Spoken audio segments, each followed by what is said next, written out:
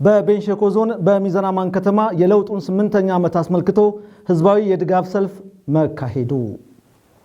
ህዝበ ክርስቲያኑ ሰሞነ ሕማማትን በልበ ንጽህና የክርስቶስ ሕመም ስቃይና መከራን በማሰብ ማሳለፍ እንደሚገባው የሃይማኖት አባቶች መግለጻቸው።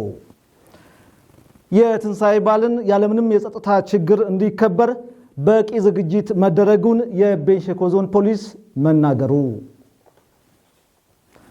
በቤንሸኮ ዞን በዘንድሮ ዓመት የፋሲካ በዓል የፍጆታ ሆነ የእንስሳት ምርት ላይ ከፍተኛ የዋጋ ጭማሪ መኖሩን ሸማቾች መግለጻቸው።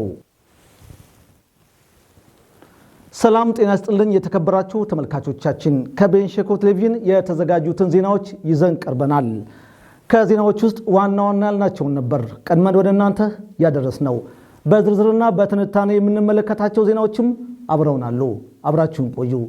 ዜናውን ወደ እናንተ በማድረስ ብዙአየሁ አሳሳኝ አብሬያችሁ ቆያለሁ።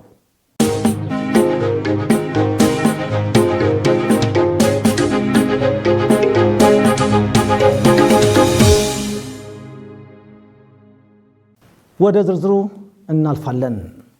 በቤንሸኮ ዞን በሚዛን አማን ከተማ የለውጡን 8ኛ ዓመት አስመልክቶ የድጋፍ ሰልፍ ተካሂዷል። በሀገሪቱ የተመዘገበውን ለውጥ ለማስቀጠል ከመንግስት ጎን እንደሚቆሙ በድጋፍ ሰልፉ ላይ የተሳተፉ ታዳሚዎች ገልጸዋል።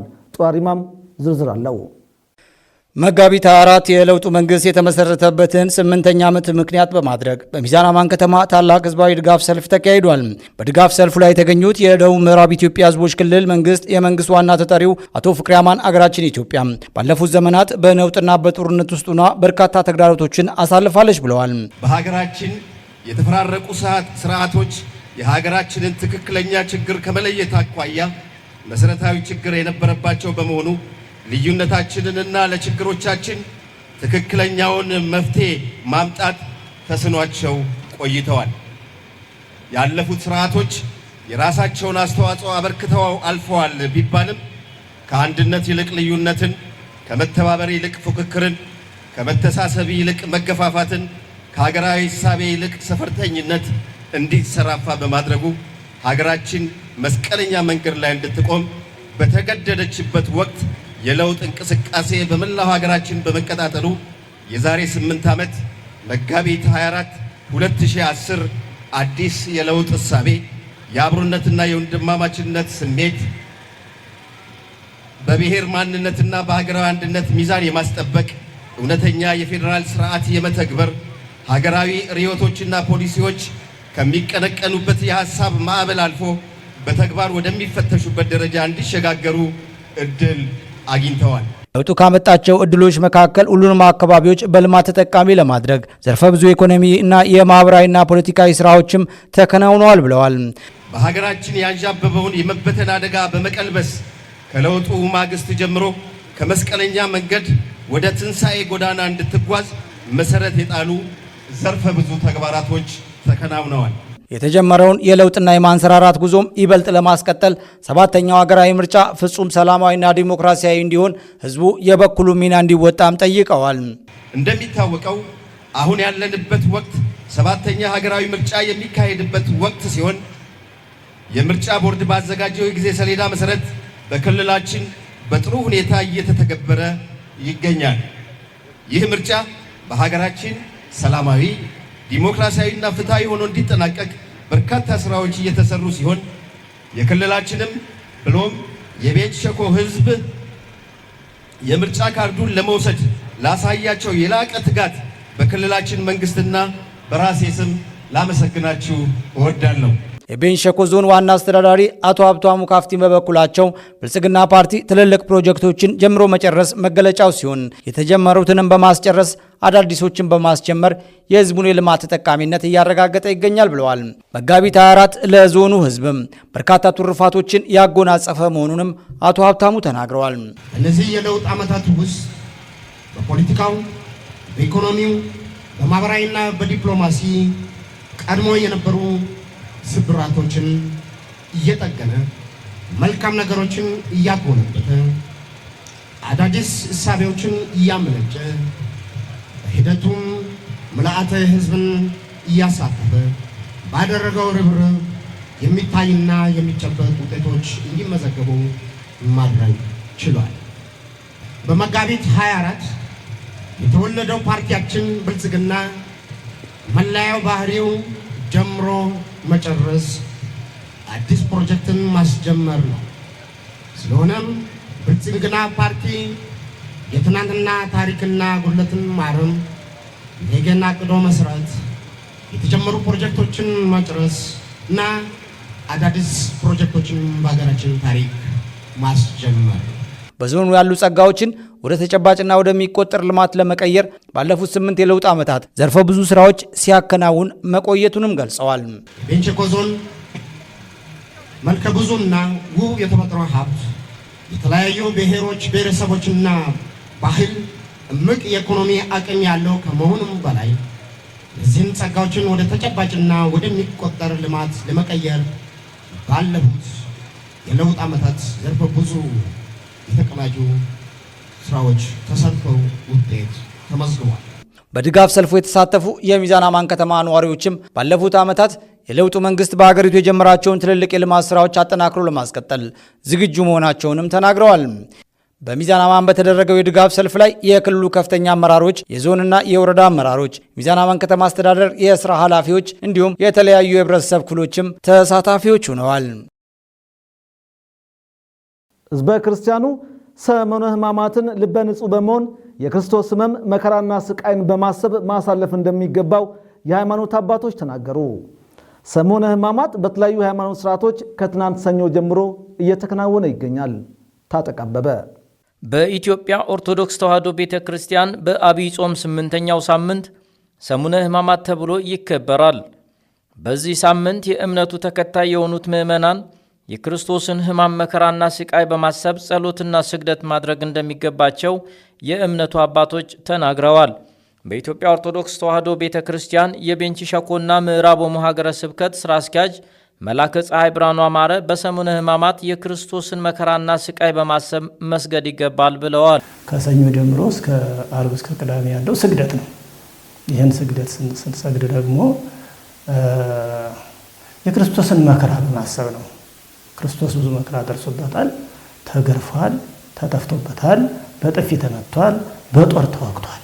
ያንን መከራውን ክርስቶስ ዓርብ ዕለት ሲሰቀል ፀሐይ ጨልማለች፣ ጨረቃ ደም ለብሷል፣ ከዋክብት ረግፈዋል፣ ሙታን ተነስተዋል፣ መቃብራት ተከፍተዋል። የክርስቶስን መከራ የደረሰበትን ስቃይ ሁሉ እያሰብን ነው የምንሰግደው ማለት ነው። በሀገረ ስብከቱ የስብከተ ወንጌልና ሐዋርያዊ ተልእኮ መምሪያ ኃላፊ ሊቀ ጠበብት ቀለም ወርቅ አጥናፉ በበኩላቸውም ከሰኞ ዕለት ጀምሮ ህዝበ ክርስቲያኖች በቤተ ክርስቲያን ተገኝተው መጾም መጸለይና መስገድ እንዳለባቸውም ተናግረዋል። ሰሙነ ሕማማት ክርስቲያን የሆነ ሰው በሰሙነ ሕማማት በየዕለቱ ቤተ ክርስቲያን የመገኘት በጠዋት መገኘት በቀን 3 ሰዓት በቀን 6 ሰዓት እነዚህ የሥራ ጫና የሌለበት ሰው ሊገኝ ይገባዋል። ደግሞ በሥራ ዓለም ያሉ የመንግስት ሥራ እንዳይበደልባቸው የሚያስቡ ጠዋትንና ማታ ሰርክን ተገኝቶ የክርስቶስን ሕማሙን ሞቱን መከራውን ማሰብና ፍቅርን መግለጽ ያስፈልጋል። የሀገረ ስብከቱ የህዝብ ግንኙነት ክፍል ኃላፊ መምህር አዱኛ በዛብህም እንዲሁ ተናግረዋል። መድኃኔዓለም ኢየሱስ ክርስቶስ ለሰው ልጆች ሲል የተቀበላቸውን መከራዎች ስቃዩን በአይሁድ ሊቃነ ካህናት እጅ ተላልፎ ተሰጥቶ የተቀበላቸውን ስቃዮችን መከራውን በአጠቃላይ በዚህ ሳምንት ውስጥ ይታሰባል ማለት ነው። በሰሙነ ሕማማት ህዝበ ክርስቲያኑ ልበ ንጹህ ሆነው ቂምና በደልን ይቅር ብለው መስገድ እንደሚገባቸው መላከ ፀሐይ ብርሃኑ አማረ ተናግረዋል። ልበ ንጹህ ፍጥር ሊተግዚኦ አቤቱ ንጹህ ልብን ፍጠርልኝ እንዳለ ዳዊት ንጹህ ሆነን የተጣላን ካለን ታርቀን ንስሐ ገብተን ጓደኛ እህታችንም ከተጣላን ይቅርታ አውርደን እግዚአብሔርን መለመን ነው። በሰሙነ ሕማማት የማይፈጸሙ ተግባራትን በመተው ከዚህም ሀገር ያለችበትን ነባራዊ ሁኔታ ከግምት በማስገባት በጾምና ጸሎት ፈጣሪን መማጸን ይገባል ሲሉም የእምነቱ አባቶች ተናግረዋል። ሕማማት የማይፈጸሙ ነገሮች አሉ። አንደኛ ተድላ ሥጋ ማድረግ አይፈቀድም። በየትኛውም መንገድ ሥጋዬን ደስ ያሰኝልኛል ተብሎ የሚታሰቡ ነገሮች በሙሉ አይፈጸሙ። ለምን? የመከራ ሳምንት ነው ብለናል። የስቃይ ሳምንት ነው ብለናል። የሕማም ሳምንት ነው ብለናል። ክርስቶስ ትዝ ሲለን ያንን ተድላ ሥጋን እንረሳለን። መርሳትም አለብን። ሁልጊዜም ቢሆን ከክርስቶስ የሚለይ ተድላ ደስታ መልካም አይደለምና ተድላ ሥጋ ማድረግ አይቻልም። ሀገራችን እያስተናገደች ያለችውንም ነገር ከግንዛቤ ውስጥ በማስገባት በበለጠ ከፈጣሪያቸው ጋራ በጸሎት በሚገናኙበት ወቅት እግዚአብሔር ሀገራችን ኢትዮጵያን እንዲታረቃት ከእንዲህ ካሉ ከችግር መከራዎች እንዲያወጣት መማፀን እየተማጸኑ በጸሎታቸው በስግደታቸው ወቅት ይህንን እያሰቡ ማለፍ አለባቸው። ሰሞነ ሕማማቱን ማለት ነው። የትንሣኤ በዓል ያለምንም የጸጥታ ችግር እንዲከበር በቂ ዝግጅት መደረጉን የቤንች ሸኮ ዞን ፖሊስ አስታወቀ። ህብረተሰቡ በበዓል ወቅት በሚደረግ ግብይት ጥንቃቄ ማድረግ እንደሚገባውም ፖሊስ አሳስቧል።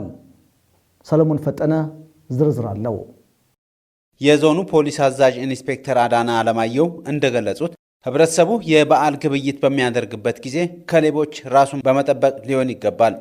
ሐሰተኛ የገንዘብ ኖቶች ዝውውር ሊኖር ስለሚችል በግብይት ወቅት ህብረተሰቡ ጥንቃቄ እንዲያደርግም አሳስበዋል። በበዓሉ ወቅት የትራፊክ አደጋ እንዳይከሰት ተሳፋሪዎች ደህንነታቸውን በጠበቀ ሁኔታ ሊጓዙ ይገባል ያሉት የዞኑ ፖሊስ አዛዥ በጉዞ ወቅት አደጋ እንዳይከሰት ህብረተሰቡም ሆነ አሽከርካሪዎች ጥንቃቄ ማድረግ እንደሚገባቸውም አስገንዝበዋል። የበዓል ሰሞን ብቻ ሳይሆን የበዓል ዕለት ራሱ ለመዝናናት ተብሎ በጣም ተጠጥቶ እንደገና ተሽከርካሪ ተይዞ በተለይ ወጣቶች አማን ጠጥቶ ሲያበቃ ሚዛን ላይ ደግሞ ተጨማሪ ጭፈራ ቤት ለመግባት ሰክሮ ባጃጅ ይዞ መምጣት እንደገና ደግሞ እዚህም ጠጥቶ ብሎ የባሰ ኦቨር መጠጥ ከጠጣ በኋላ እያሽከረከሩ ሄዶ አደጋ የመድረስ እውነቶች ስለሚታወቁ አሁንም ቢሆን በበዓል ዕለት ይሄ አሽከርካሪዎች በጣም ጥንቃቄ ሊያደርጉበት የሚገባ ጉዳይ ነው። የጸጥታ መዋቅሩ አሁንም ቢሆን ልዩ ኦፕሬሽን የሚሰራበት ጊዜ ነው። በስራ አጋጣሚ በሌሎች ወደ ገጠራማ አካባቢ ያሉ ሰዎች የበዓል እቃ ይይዛሉ። እንደገና ሞተር ላይ ባለ ሁለት እግር ሞተር ላይ 4-5 ድረስ ሆኖ የመጫን ሁኔታዎች አሉ። መንገድ ችግር ሊኖር ይችላል። በእግር ረጅም ሰዓት ሊያስገደን ይችል ይሆናል። ሌላ ትራንስፖርት ላናገኝ ይችላል። ግን ከምንም በላይ በሰላም መድረሱ ነው። ለበዓል ለቤተሰብ በሰላም መድረስ እንጂ ይሄንን መኪና አጣለው በሚል አራተኛው ነው ተሳፍሮ ሄዶ ሌላ አደጋ ላይ መድረስ ለመውደቅ አስፈላጊ ስላልሆነ ህዝቡ በዚህ ልክ እንዲጠነቀቅ የበዓል ዋዜማ እና የበዓሉ ዕለት በልዩነት ፖሊስ የጸጥታ ማስከበር ስራ እንደሚሰራም ገልጸዋል። የበዓል ዋዜማና የበዓል ዕለትን በልዩነት ነው የምንሰራው።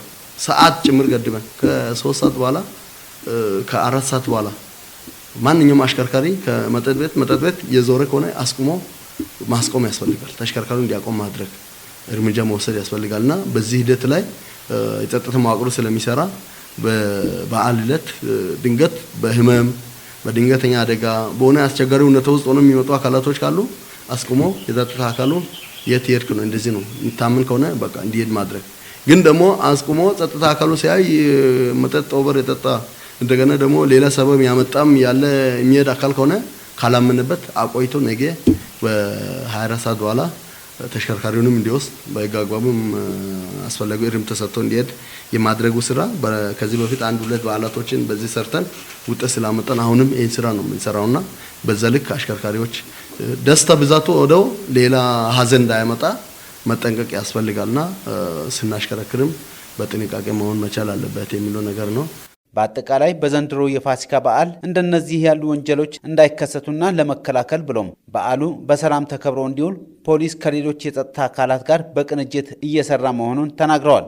እንደ አጠቃላይ ግን እንደ ዞን በየደረጃው ከጸጥታ መዋቅሩ ጋር በውይይት ሁሉ ነገር አደራጅተን ቅድመ ስራዎችን እየሰራን ያለንበት ሁኔታዎች ስላሉ በዓሉ በሰላም ተከብሮ እንዲያልፍ የቤንች ሸኮ ዞን ፖሊስ ከሚመለከታቸው ባለድርሻ አካላት ጋር በመሆን በቂ ዝግጅት አድርጎ እየጨረሰ ያለበት ሁኔታ ነው ያለው። የዞኑ ፖሊስ አዛዥ የዘንድሮ የፋሲካ በዓል የሰላም የደስታና የጤና እንዲሆን መልካም ምኞታቸውን ገልጸዋል። በግብርናው ዘርፍ ምርትና ምርታማነትን ለማሳደግ የምርምርና የከፍተኛ ትምህርት ተቋማት ተቀናጅተው ሊሰሩ እንደሚገባ ተገለጸ። በቤንች ሸኮ ዞን በሸቤንች ወረዳ የግብርና ልማት አጋር አካላት ግንኙነት ካውንስል ፎረም ተካሂዷል። ተዘራ ጥላውን ዝርዝሩን ይመለከተዋል።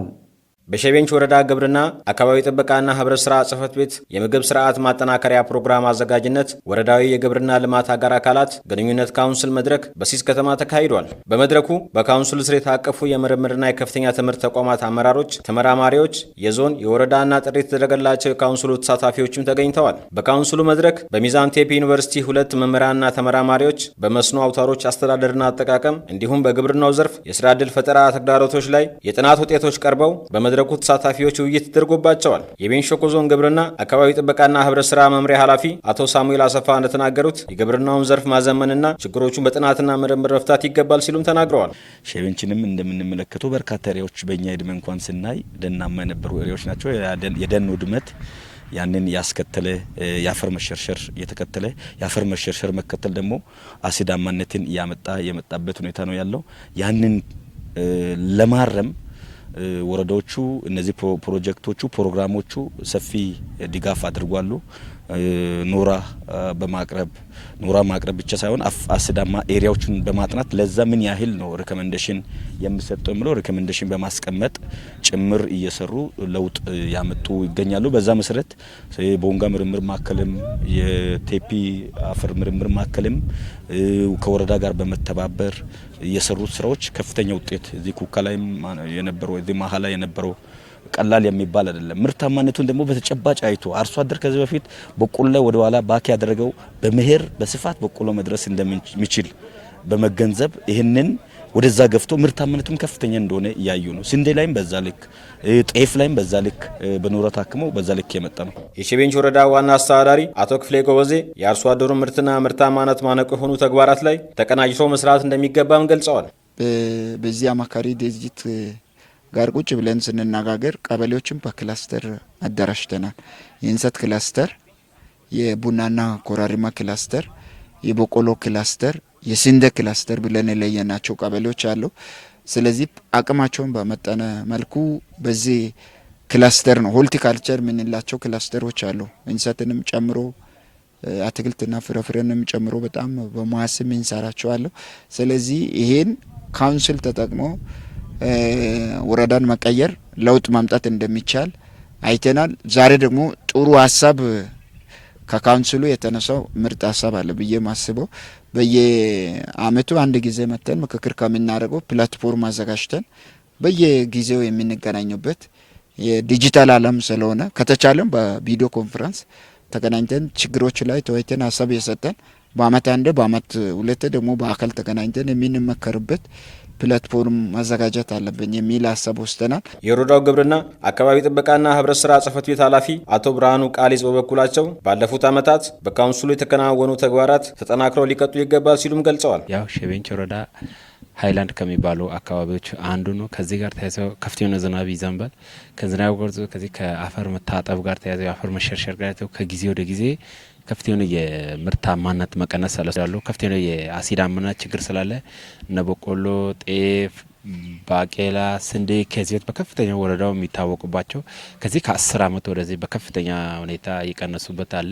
ቦንጋ ግብርና ምርምር አለ፣ ሚዛን ቴፒ ዩኒቨርሲቲ አለ። ሌሎች ጋርም በመቀናጀት በተደረገው ጥረት ምክር ሀሳብ ቀርቧል። ምክር ሀሳቡ ምንድነው?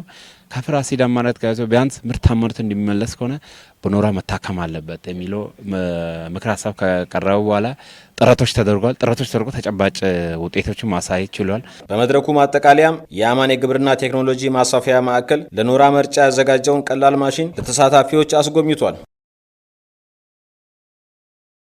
የዘንድሮ የፋሲካ በዓል የእንስሳት ሆነ የፍጆታ ምርቶች ላይ ከፍተኛ ዋጋ ጭማሪ መኖሩን በቤንች ሸኮ ዞን የሚገኙ ሸማቾች ተናገሩ። ዝርዝሩን ሰለሞን ፈጠነ ይመለከተዋል። በዞኑ በሚዛን አማን ከተማ የበዓል ሰሞን ገበያ እየሸመቱ አግኝተን ያነጋገርናቸው የህብረተሰብ ክፍሎች የከብት የበግና የዶሮ ዋጋ በከፍተኛ ጭማሪ አሳይቷል። ታምና ዛንድሮ ውድ ነው፣ አምና ርካሽ ነው። ዛንድሮ ከብት ከባድ ዋጋ ገብቷል። ወተላም 120 110 በሬው 80 90 እስከ 100 ነው። ትልቁ ተሆነ 130 እስከ 120 ነው። ገባው ይሄ ነው ያየው። የበዓል ገባ ከብት ዋጋ ከአምና ገበያ ከባለፈው ከገና አሁን በጣም ጭማሪ አሳይቷል። ሰሞኑን 75 70 ነበረ። እንግዲህ አሁን ጨምሯል። በጣም 90 ብር ነው ዛሬ። በገበያው ከብት ከፍተኛው እስከ 120 ሺህ፣ በግ ከ30 ሺህ እስከ 35 ሺህ፣ ዶሮ ደግሞ ከ3 ሺህ እስከ 3700 ብር መሸጡን የተናገሩት አስተያየት ሰጪዎቹ የዋጋ ጭማሪው ከአምና የፋሲካ በዓል አንጻር ከፍተኛ መሆኑን ተናግረዋል። አንድ መሲና ከ100 ሺህ እስከ 120 ሺህ ብር ትሸጣለች። መካከለኛ ደግሞ ከ70 እስከ 80 ለስጋ የደረሱ ግድሮች ይሸጣሉ። በሬ ከ120 እስከ 130 ይሸጣል። ዝቅተኛ ደግሞ መካከለኛ በሬ ከ85 እስከ 100 ሺህ ብር ይሸጣል። እዚህ ገባ ላይ ለምሳሌ እዚህ ላይ የሚታዩት መሲና አሁን 100 ሺህ ብር ነው የተሸጠችው። ገባ በጣም ዋጋ ጭማሪ አሳይቷል። አሁን 40 ትልቅ በግ በጣም ትልቅ፣ ማዕከለኛ 30 35 እንደዛ ነው የሚሸጠው። አነስተኛ እስከ 15 16 አለ እንደ ሁኔታው እንደ በጉ መጠን። ትልቅ በግ አሁን እስከ 45 እስከ 40 እንደዚህ ነው። ደግሞ ማዕከለኛ 25 እስከ 30 ነው። ከዚህ በታች ያለ 12ም 15ም እንዳቆም ነው። እንደዛ ነው ያለ። እኔ ዶሮ ነጋዴ ነኝ። ያው ሁሉም በያቅሙ አለ። ከ3000 ጀምሮ እስከ 1000 7 ድረስ ሰው እንደያቅሙ መግዛት ይችላል። ከዚህ በፊት በ1000 በ2000 ዶሮ ተገዛለ። አሁን ላይ ለቤተሰብ የሚሆን ዶሮ ልግዛ ብትል ከ3000 ከ3000 ብር በላይ ነው የምታገኘው። ከዛ ውጪ ግን ከዛ ያነሰ ዶሮ አታገኝም። ያ ነው በጣም ልዩነት አለ። በተመሳሳይ የሽንኩርት ገበያ ፈጣን የዋጋ ጭማሪ እንደተስተዋለበት ገበያተኞቹም ሆነ ነጋዴዎች ተናግረው አምና በጥሩ ዋጋ ለሽያጭ ቀርቦ እንደነበር አስታውሰዋል። አምና በጣም ቅናሽ ነበረ። ነዳጅም እንትን ስለሆነ ሁሉም ነገር ተመጣጣኝ ስላለው አምና ሽንኩርት ደህና ነው የገዛ ነው። ዘንድሮ ደግሞ በጣም ያው ከአምና ዘንድሮ ደግሞ በጣም ጨምሯል። ሁሉ ነገር ጨምሯል። በቃ ሁሉም ዘይትም ሆነ ማንኛውም ነገር በጣም ነው ጨመረው እና በጣም እንግዲህ መንግስታችን ቢያስተካክል ጥሩ ነው ብዬ አስባለሁ። አምና ዝቅተኛ ነበር ያለውም ነገር ማንም ሰው የሚያውቀው ነው። ኑሮ የተሻለ ነበርና እጥረቱም ስለሌለ ዘንድሮ ነዳጅ እጥረት ብቻ እኮ ነው እንጂ ምርት እኮ በአገር ውስጥ አላጠረም እኮ። አሁን እኮ ሁሉ ነገር ያመጣብን የነዳጅ ጭማሪ ነው። የወቅቱ የዋጋ ንረት መንስኤ በዋነኝነት የአቅርቦት ችግር መሆኑን ተናግረው በዚህም ህብረተሰቡ እየተፈተነ እንደሆነም አስተያየት ሰጪዎቹ ጠቁመዋል። በመጨረሻም በትንሣኤ በዓል ወቅት ህብረተሰቡ ቅባት ነክ ምግቦችን ሲመገብ ጥንቃቄ ማድረግ እንዳለበት ተገለጸ። ጧሪማም ዝርዝር አለው። በክርስትና እምነት ተከታዮች ዘንድ በዐቢይ ጾም ወቅት ምዕመናን ለ2 ወራት ያህል ከእንስሳት ተዋጽኦ ምግቦች በመታቀብ ይሰነብታሉ። የጾም ወቅት ሲጠናቀቅና የፋሲካ በዓል ሲከበርም በተለይ ቅባት ነክ ምግቦችን ማዕዱ ላይ በብዛትም ይቀርባሉ።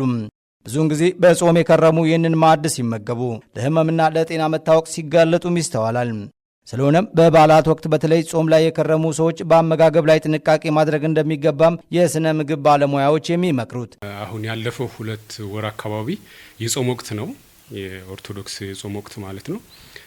በዚህ የጾም የወቅት ሰዓት ያው ይታወቃል የእንስሳት ተዋጽኦች መመገብ አይቻልም። የራሱ ስርዓት ስላለ የእምነቱ ስርዓት ስላለ ብዙ ጊዜ ህብረተሰቡ ከቅባት እህሎች ርቆ ነው የሚቆየው።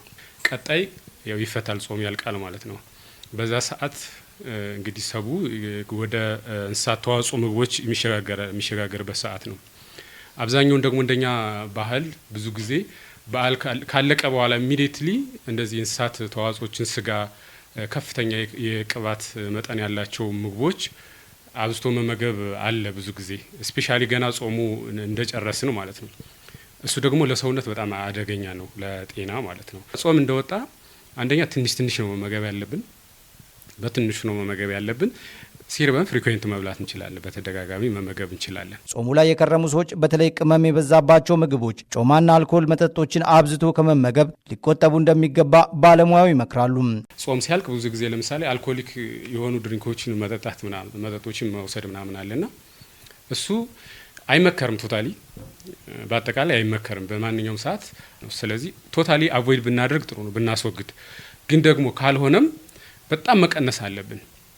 ሁለተኛ ነገር ምንድነው? ስፓይስ፣ እነዚህ ቅመማ ቅመም የበዛባቸው ምግቦች እነሱ በኃይለኛው ለተቅማጥ ሊያጋልጡ ስለሚችሉ እነሱን መቀነስ አለብን። እንደገና ጨጓራ በሽታ ያለባቸው ሰዎች ኢዝሊ ሪቴት ሊያደርግ ይችላል፣ እሱ ማለት ሊጎዳ ይችላል። ጨጓራን መቀነስ ይጠበቅብናል። እሱ ጮማ የበዛባቸው ምግቦችን እነሱን አይነት ምግቦች ህብረተሰቡ መቀነስ ይገባዋል። ወደ ኖርማል ወይም ወደ መደበኛ በሆነ አመጋገብ መግባት ያለብን ከ3 ወይም ከዛ በኋላ ነው ወደ መደበኛ። ምክንያቱም እየተላመደ ስለሚሄድ ሰውነታችን የዛኔ ወደ ተለመደው መግባት እንችላለን ማለት ነው። የምንመገበው ምግብ ደህንነቱ የተጠበቀ ሊሆን ይገባል ያሉት ባለሙያው ለእርድ የምንጠቀማቸው ከብቶች ጤናማ ሊሆኑ ብሎም የእርድ ቦታዎች ንጽህና የተጠበቀ ሊሆን እንደሚገባ አሳስበዋል። ሰዎቹ ይታመማሉ የምንለው ከአመጋገባቸው ብቻ ላይሆን ይችላል። እነሱ በትክክል እየተመገቡ ምናልባት የምግቡ ደህንነት ወይም ምግቡን የሚያዘጋጀው ሰው ምግቡን አያያዝ ችግርም ሊያመጣው ይችላል፣ እሱም በሽታ ማለት ነው። ምክንያቱም ብዙ ጊዜ የበዓል ሰዓት ብዙ ሰው ውጭ ነው የሚመገበው። አሁን የከተማ ምግብ የሚያዘጋጁ አካላት አሉ፣ ካፌዎች አሉ፣ ሆቴሎች አሉ፣ ጎዳና ላይ የሚሸጡ ሰዎች ሊኖሩ ይችላሉ ምግብ። ስለዚህ በዛ ሰዓት የሁላችንም ኃላፊነት ነው። በጥንቃቄ ምግብን በጥንቃቄ መያዝ አለብን። የመንግስት አካላት ደግሞ ትኩረት አድርገው ማየት አለባቸው። ለምሳሌ ከብት የሚታረድበትን ቦታ ሊሆን ይችላል። ትክክለኛ ለከብት የሚታረደው በሬ ወይም እንስሳ በትክክለኛው ቦታ ነው ወይ የሚታረደው? ትክክለኛስ ነው ወይ? ጤናማ የሆነ እንስሳ ነው ወይ የሚታረደው የሚለውን ነገር የመንግስት አካላት ክትትል ማድረግ ይጠበቅባቸዋል። የዕለተ ማክሰኞ ዜናዎቻችን በዚህ ተጠናቀቁ። ዜናዎችን ወደ እናንተ በማድረስ እኔ ብዙአየሁ አሳሳኝ አብሬያችሁ ቆይቻለሁ።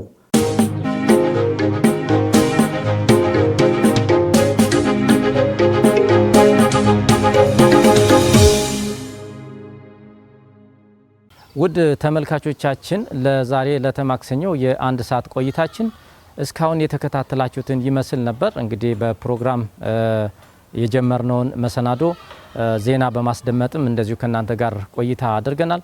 ፕሮግራሙን በመምራት ታጠቅ አበበ እንዲሁም ከካሜራ ባለሙያው ማቴዎስ ዘለቀ ጋር እና ከመላው ስቱዲዮ ባለሙያዎች ጋር በጋራ በመሆን ነበር። ጤና ይስጥልኝ።